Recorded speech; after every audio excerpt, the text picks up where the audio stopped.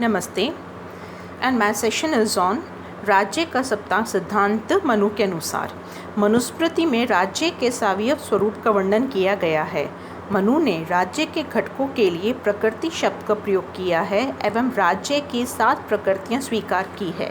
पहली स्वामी, दूसरा मंत्री, तीसरा पुर, चौथा राज्य, 5वां कोश, दंड एवं मित्र।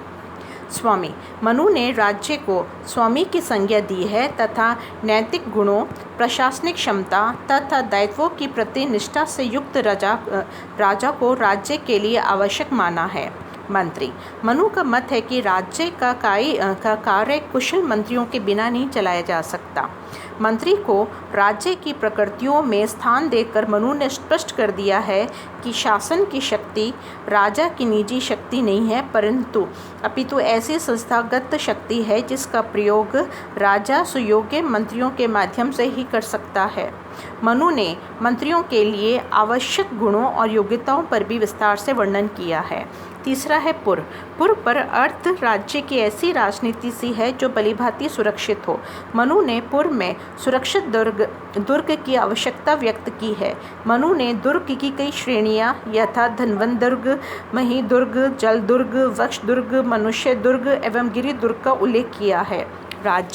राज्य के अंगों में एक अंग के रूप में मनु द्वारा राज्य का उल्लेख कुछ भ्रम उत्पन्न करता है। वास्तव में मनु ने राज्य शब्द का प्रयोग जनपद के अर्थ में किया है।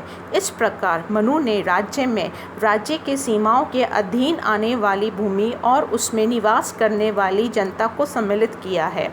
कौटिल्य ने भी जनपद को राज्य का एक अंग बताते हुए जनपद में राज्य की भूमिका और उसमें निवास करने वाली जनता दोनों को सम्मिलित किया है।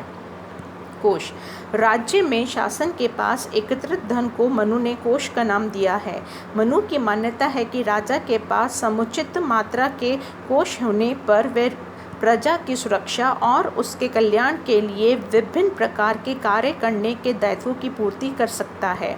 दंड या सेना को मनु ने राज्य की सुरक्षा के लिए अनिवार्य माना है। मनु ने सेना के अनेक अंगों तथा हस्ती सेना, रथ सेना, अश्व सेना, जल सेना, पद्धति सेना का उल्लेख किया है तथा राजा को परामर्श दिया है कि वह सेना के सभी अंगों को सुदृढ़ बनाकर राज्य की रक्षा की समुचित व्यवस्था करे। मित्र।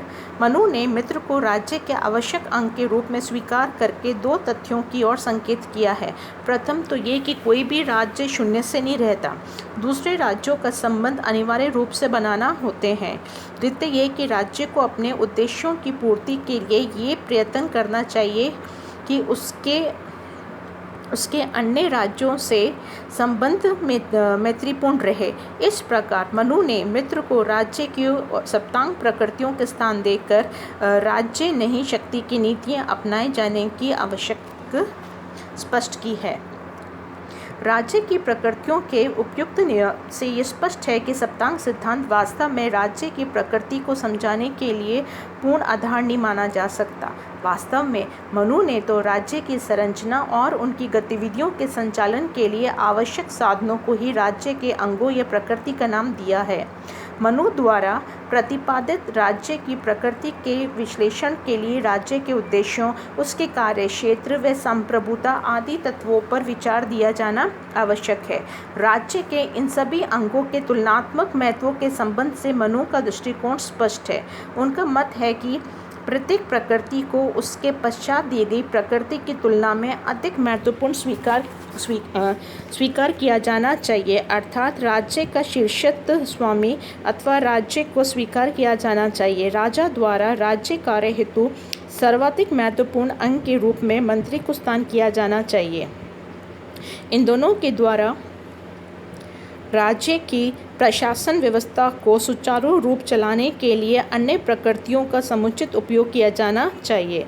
राज्य की प्रकृतियों की तुलनात्मक वरीयता का निर्धारण करते हुए भी मनु ने भी इन सभी प्रकृतियों की पारस्परिकता को व्यक्त करते हुए कहा है कि वे त्रिदंड यानी टिकटी तिपाई के नाम पर परस्पर संबंध होने के कारण समस्त प्रकृतियों के एक दूसरे पर निर्भर है तथा इनमें से प्रत्येक राज्य के लिए अत्यावश्यक है। मनु ने कहा है कि जिस प्रकार कार्य विश्व की सिद्धि किसी भी प्रकृति विशेष से होना संभव होता है, उस प्रकृति से उस विशिष्ट कार्य के संदर्भ में श्रेष्ठतम माना जाना चाहिए।